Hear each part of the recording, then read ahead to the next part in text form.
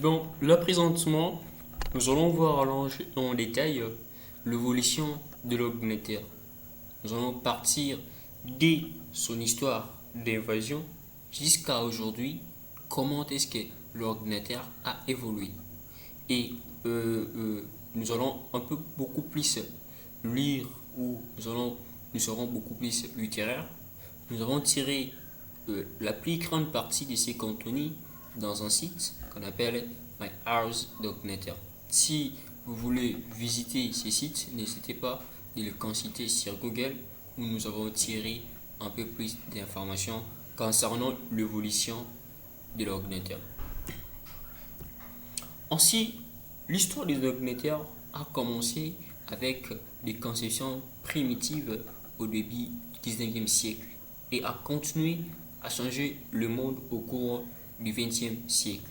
Nous verrons que le point de départ de l'invention de l'ordinateur, c'était en fait la commande ou la recherche de contrôle de l'arme nucléaire. Alors, l'arme nucléaire venue ou inventée beaucoup plus à la fin ou pendant la Deuxième Guerre mondiale. Et nous allons nous rendre compte que plus d'invasions ont commencé lors de cette période. Pourquoi? Parce qu'on cherchait à contrôler ou on cherchait à avoir des algorithmes qui pouvaient alors contrôler ces systèmes d'actuaires. Ainsi donc, nous le verrons un peu plus tard. Mais toutefois, si les ordinateurs utilisent le langage binaire comme nous l'avons parlé tantôt dans leur fonctionnement, cependant, la programmation binaire remonte depuis 1881. Et celui qui en est l'inventaire, c'est en fait Joseph Marie Jacquard. Mais nous verrons c'est quoi le langage binaire, bien sûr. Je vais en parler encore pour spécifier si le temps en permettra ou si je n'oublierai pas. Tant si je n'en parlais pas, n'hésitez pas de me le demander ou de me l'écrire dans le commentaire, il en est de votre droit. Mais en 1834, partant du langage de Marie-Josée, qui est le langage binaire, Charles Babbage, s'inspirant de ces langages, va alors tenter d'inventer une machine analytique. Malheureusement, celui-ci ne parvient pas. Pourquoi? Parce que le projet était beaucoup plus financé par le fonds de la colonne britannique, qui alors va se retirer ou retira son soutien à Charles, et Charles, devant une capacité financière, ne parvient pas à aboutir à l'invention de sa machine analytique. Et plus tard, nous verrons que l'un de ses enfants reviendra pour inventer quelque chose qui va entrer dans l'histoire de l'informatique. Mais quel est le prérequis de base de l'évolution de l'informatique? Je m'excuse. Le prérequis de base, ou qu'est-ce qui a permis, ou qu'est-ce qui se situe comme fondement ou pierre angulaire de l'évolution de l'informatique? Ça, en fait, c'est une question aussi bien primordiale, mais nous allons essayer un peu d'en répondre dans peu de temps. Si l'informatique sert à traiter automatiquement les informations grâce à un ordinateur, ces données pour y parvenir utilisent alors le système binaire. Et si le premier ordinateur tire référence à la Deuxième Guerre mondiale, cependant, le système de fonctionnement remonte à l'invention du dit système par Marie-Josée depuis 1801 sur base des travaux. Et Marie-Josée, qui y a né l'initiateur du langage binaire, qui constitue la base fonctionnelle de l'ordinateur, Marie-Josée, pour inventer ces systèmes, s'était alors servi des travaux réalisés par Godfrey depuis 1897. 1697. Ok? Et non seulement des travaux réalisés par Godfrey depuis 1697, mais également de la théorie logique binaire de George Ball depuis 1854, et en outre de Ad Lawrence sur le principe de machine à calculer de 1840, sans oublier l'invention de la Pascalie depuis 1641. En fait, ces années, ou encore ces différents auteurs ici, l'année de leurs différentes invasions, ont permis à, ou ont été le fondement ou les supports sur lesquels José Marie s'est posé afin de créer le système binaire. Mais beaucoup plus, Marie-Josée s'était beaucoup plus servi, en particulier de travaux réalisés par Godfrey, ainsi que de la pascaline, ok? Parce que nous allons nous rendre compte, l'année d'évangile 1801, par après, vous voyez Georges qui viendra au moins après 53 ans, aussi derniers 39 ans, après le baptême même de Jean-Marie, de José-Marie. Ainsi, aujourd'hui, les Aughnotans sont presque méconnaissables par rapport à leurs ancêtres du 19e siècle. Comme le moteur analytique de Charles Babbage, bien sûr qu'il n'était pas arrivé au bout, mais même si vous venez à l'idée de comparer l'ordinateur temporaire avec ceux du XXe siècle, qui occupent des pièces entières, comme l'intégrateur ou encore la calculatrice électronique, la différente serait frappante. Et cette différence frappante n'est rien d'autre dit à l'évolution de la technologie. Ok? Alors, le 19e siècle, le but de machine à calculer. En 1801, José-Marie, un marchand et inventeur français, invente un métier à tisser qui utilise des cartes perforées en bois, semblables à l'aiguille de Barbarie, pour tisser automatiquement des motifs de tissu. Ok? La machine, baptisée métier Jacquard, est à l'origine des cartes perforées similaires que le premier ordinateur utilisant. Bien sûr, vous allez entendre par exemple parler des cartes perforées.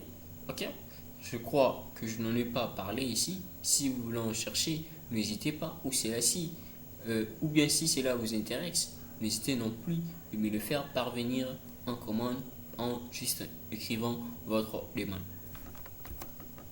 Voici en fait le métier qu'avait créé la machine à tisser Marie-Josée.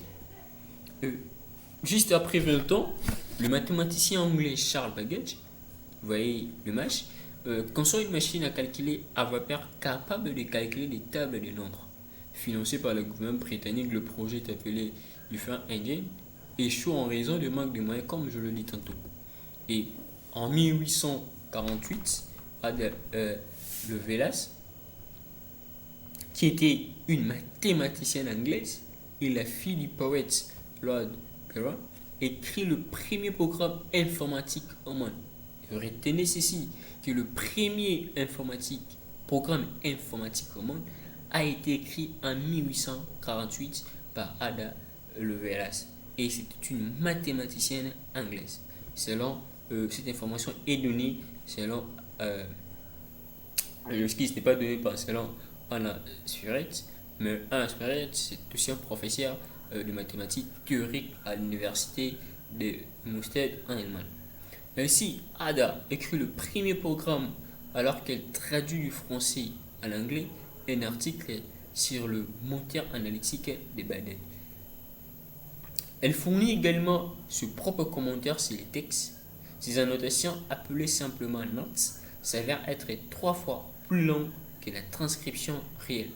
Écrit chez Fitt, qui est professeur, dans un article pour la société Max Planck. Loès ajoute également une description étape par étape par le calcul des nombres de Bernoulli, qui est en fait une forme des statistiques. Nous ne parlons pas des statistiques en ce moment. Avec la machine des bagages inventée par Charles, dont le projet n'était pas fini en raison du financement. Essentiellement, ce qui était en fait un algorithme, c'est qui en fait fait d'elle le premier programmeur informatique au monde. Le nombre de Bernoulli est une suite de nombres rationnels souvent utilisés en calcul, comme j'en ai dit tantôt. Le Voltaire Sédois, qui arrive en 1953, et son fils Edward conçoivent la première calculatrice d'impression au monde. Je dis la première calculatrice d'impression au monde, et non Pascal. La machine est importante car elle est la première à calculer de différences tabulaires et à imprimer le résultat. Ce qui apporte encore un peu plus de précision ou encore d'importance, c'est l'impression le résultat par rapport à la Pascaline je dis par rapport à la Pascaline qui a été créée en 1641. Et ça, il y avait pression, mais également différence stabilaire. Et c'est là le livre Utah Parsbech et George Townsend. Vous pouvez qu'en citer. Eux, en 90, c'est même année, ou encore 1890, Hermann Hollerith reçoit un système de cartes perforées. Or, la perforation revient de José Marie avec sa machine à tisser. Ok. Ce système de cartes perforées pour aider à calculer le recensement américain en 1890. La machine permet au gouvernement d'économiser plusieurs années de calcul et aux contribuables américains d'économiser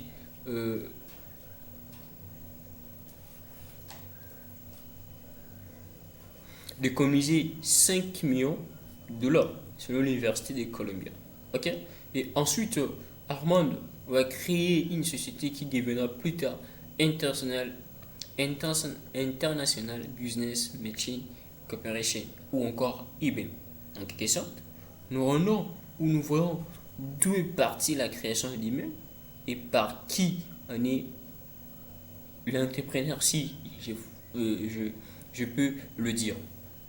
C'est en fait le français Hermann Hollerith. Ainsi, Massachusetts Institute of Technology, Vannevar Bush invente et construit l'analyseur différentiel, okay, qui est le premier ordinateur analogique mécanique polyvalent automatique à grande échelle. Ici, on parle du premier ordinateur analogique.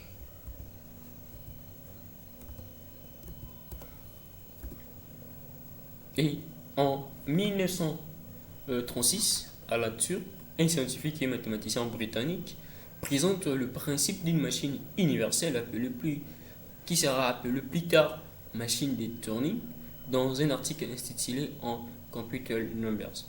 Selon le livre de Chris Bernard, je dirais Turing's Vision, les machines de Turing sont capables de calculer tout ce qui est calculable. Le concept central de l'ordinateur moderne est basé sur ce principe. Turing est ensuite impliqué dans le développement de la bombe Turing-Weizmann, un dispositif électromécanique conçu pour déchiffrer les codes nazis pendant la Seconde Guerre mondiale. C'est le National Museum of Computing du Royaume-Uni. Un très bon film que vous pourriez regarder également. En 1937, John Vincent Atanasoff, professeur de physique et mathématiques à l'université d'État de Iowa, soumet une proposition de subvention pour construire le premier ordinateur exclusivement électrique sans utiliser l'engrenage ou des cannes ou encore des courroies ou d'arbres. Ainsi, en 1939, David Packard et Bill Hewlett fondent ce qu'on appelle le Hewlett-Packard Company à Palo Alto, en Californie. Ils décident du nom de leur nouvelle entreprise, appui ou face, et le premier siège social de Hewlett-Packard, je m'excuse pour les différentes prononciations, se trouve dans le garage Chaudy de Packard, c'est là un petit. Ensuite, je poursuis pour parler qu'en 1941 viendra l'inventeur et le génie allemand Konrad Zuse, chef de la machine Z3, le premier ordinateur numérique au monde, selon le livre Gérard Aurélie. Ok, vous voyez Brief History of Computing, publié en 2021. La machine a été détruite lors d'un bombardement sur Berlin pendant la Seconde Guerre mondiale. Zuse a fui la capitale allemande après la défaite de l'Allemagne nazie et ensuite sorti le premier ordinateur numérique commercial du monde qui est en fait Z4 en 59, selon Oregon. En 1941, toujours, Atanasoff et son étudiant diplômé Clifford Berry conçoivent le premier ordinateur électronique numérique aux États-Unis appelé Atanasoff Berry Computer. ABC, c'est la première fois qu'un ordinateur est capable de stocker des informations sur sa mémoire principale et d'effectuer une opération toutes les 15 secondes selon le livre The Birthing of Computing. Et en 1945, le professeur de l'université de Pennsylvanie, John Moschly et puis Presper conçoivent et construisent. Je disais qu'en 1945, le professeur de l'université de Pennsylvanie, John Moschly et puis Jesper, conçoivent et construisent l'intégrateur et calculateur numérique électronique ENIAC. Cette machine est le premier ordinateur numérique autonome, polyvalent, électrique et décimal. Selon l'ouvrage Edwin D. Reilly intitulé Milestone in Computer Science and Information Technology. Et en 1946, Moschly Presper, qui avait créé ENIAC, quitte l'université de Pennsylvanie et reçoivent le fonds du census bureau pour construire ENIAC, le premier ordinateur commercial destiné aux applications commerciales et gouvernementales. En 1947, William Shockley et puis John Bernay et puis Walker, le laboratoire Bill invente le transistor. Il découvre comment fabriquer un interrupteur électrique avec de matériaux solides et sans avoir besoin de vide. Nous allons parler des vides également lorsque nous allons parler, aussi bien de la génération. Nous y reviendrons pour parler de vide, comment est-ce que ENIAC fonctionnait.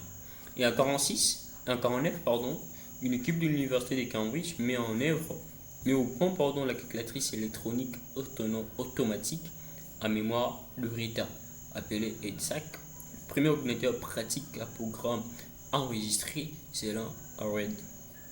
Alors, EDSAC a exécuté son premier programme en 1949 en calculant une table des carrés et une liste des nombres premiers, écrit RED. En novembre 1949, le scientifique du Council of Scientific and Industrial Research, aujourd'hui appelé CISRO, construit le premier ordinateur numérique d'Australie appelé Council for Scientific and Industrial Research Automatic Computer. Le CIRAC est le premier ordinateur numérique au monde à jouer de la musique selon RED. En 1954, John Baucus et son équipe de programmeurs d'IBM publient un article décrivant leur nouveau langage de programmation que le Fortran. Ainsi, en 1959, Jacques Bildy et puis Robert Noyce dévoilent les circuits intégrés connus sous le nom de puces informatiques. Et puis Kirby recevra plus tard le prix Nobel de physique pour ses travaux. En 1968, Douglas Engelbart dévoile un prototype de l'ordinateur moderne lors de la Future Computer Conference à San Francisco. Sa présentation intitulée A Research Computer Center for Augmenting Human Intellect comprend une démonstration en direct de son ordinateur avec une souris et une interface utilisateur graphique. Cela marque l'évolution de l'ordinateur qui est passé d'une machine spécialisée pour les universitaires à une technologie plus accessible au grand public.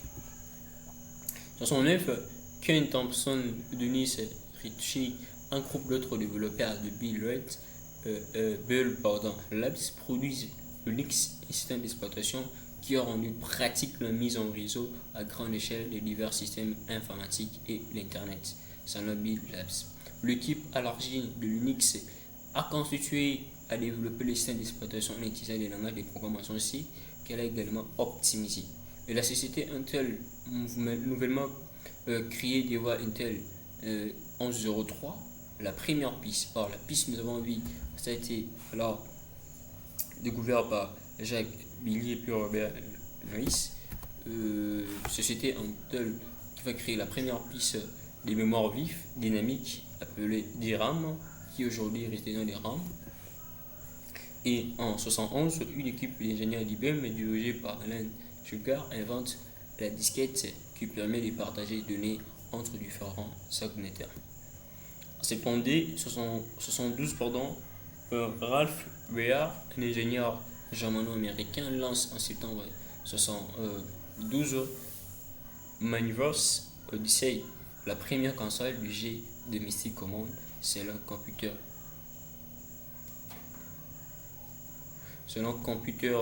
Museum of America. Quelques mois plus tard,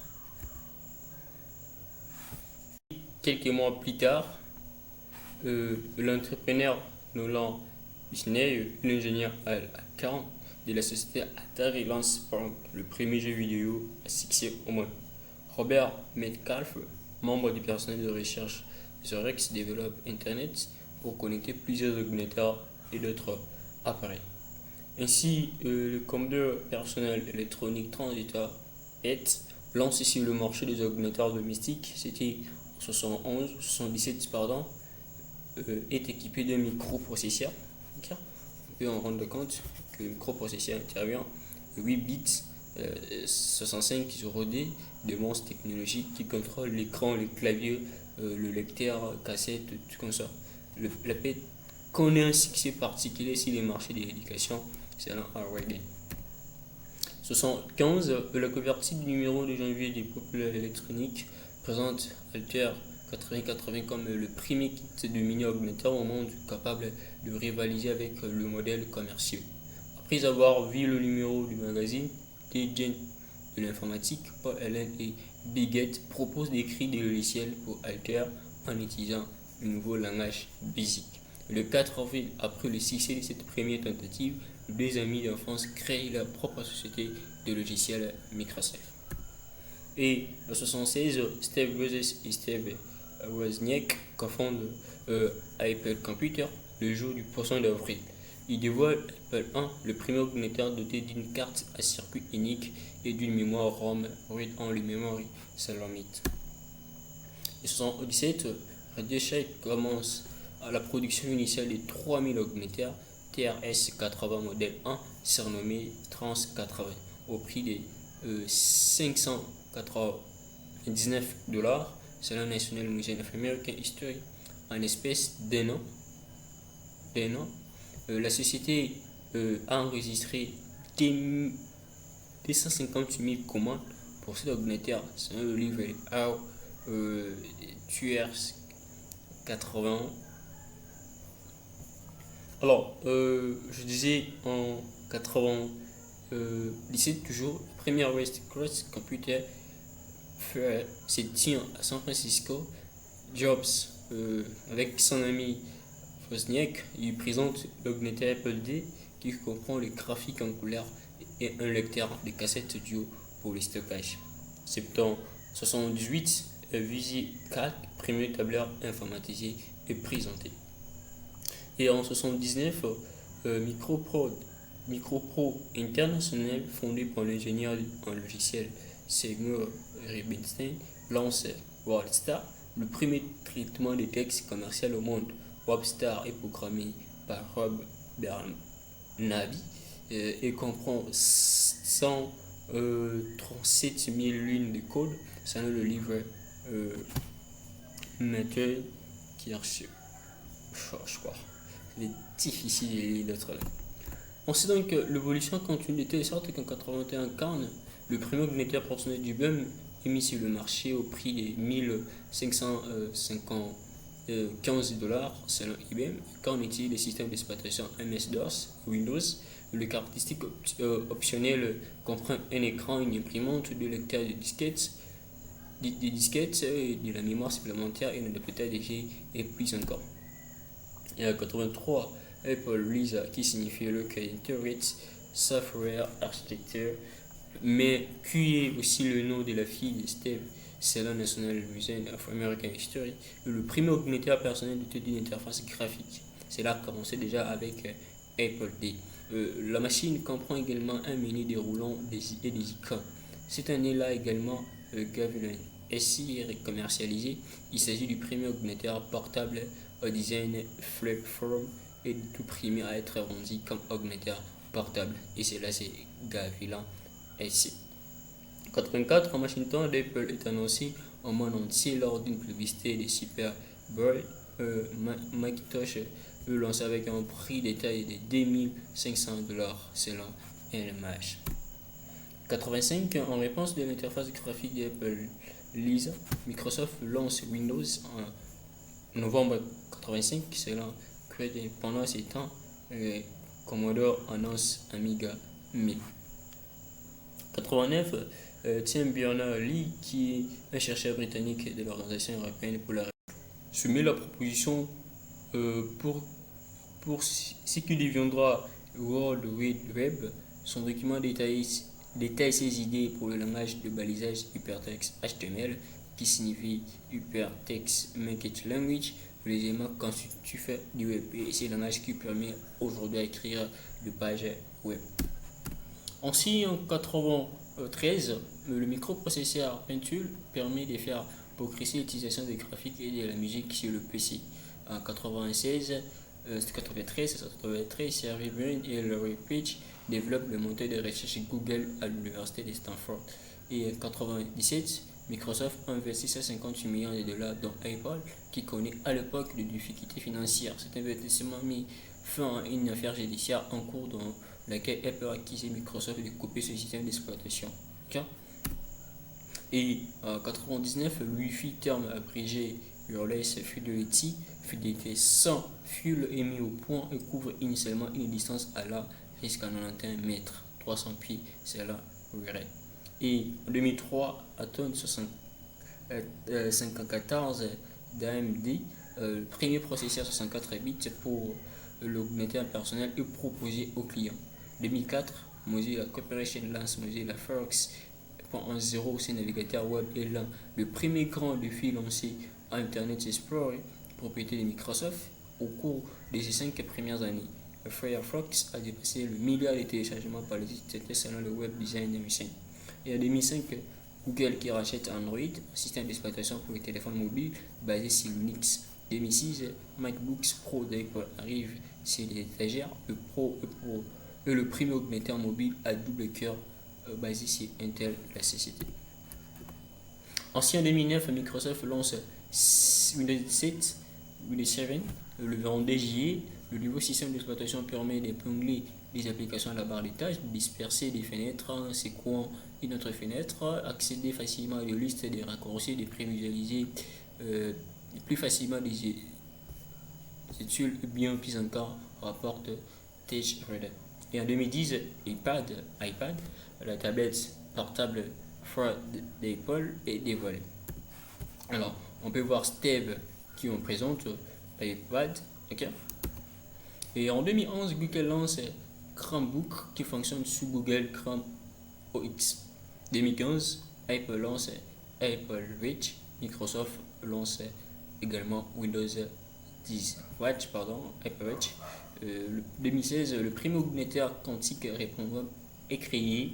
Jusqu'à présent, aucune plateforme d'informatique quantique n'a la capacité de programmer de nouveaux algorithmes pour son système. En général, chacune d'autres réels est conçue pour attaquer un algorithme particulier, a déclaré l'auteur principal de l'étude Anthony Bednat, physicien quantique et ingénieur en optique à l'université de Maryland College Prep. Et en 2017, le Defense Advanced Research Project Agency DARPA développe un nouveau programme d'informatique moléculaire qui utilise des informations comme les ordinateurs. Les molécules comme des ordinateurs. La chimie offre un riche ensemble de propriétés que nous pourrions être en mesure d'exploiter pour le stockage et le traitement rapide et évolutif de l'information, a déclaré Ian Fisher, responsable du programme au sein de Defense Science Office de la DARPA, dans un communiqué. Il existe des milliers de molécules et chaque molécule possède une structure anatomique tridimensionnelle unique ainsi que de variables telles que la forme, la taille ou même la couleur.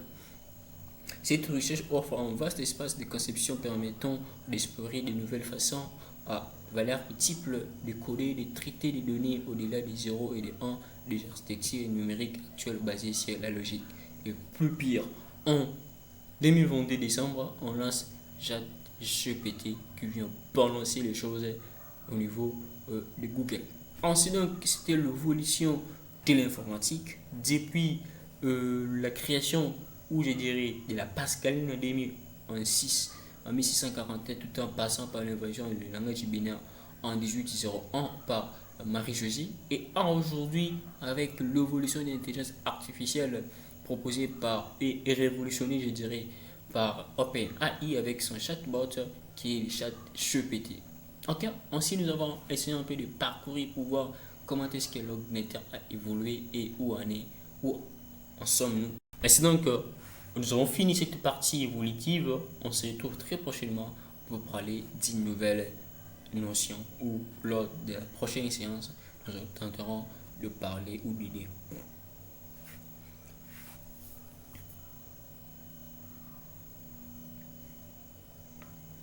Ainsi, nous finissons cette partie évolutive dans laquelle nous avons pu voir comment est-ce que l'histoire a pu euh, euh, décrire l'évolution de l'ordinateur depuis l'évolution de la Pascaline en 1641, passant par celle du langage binaire, langage fondamental du fonctionnement de l'ordinateur par José-Marie en 1801 et actuellement par le chat GPT de OpenAI.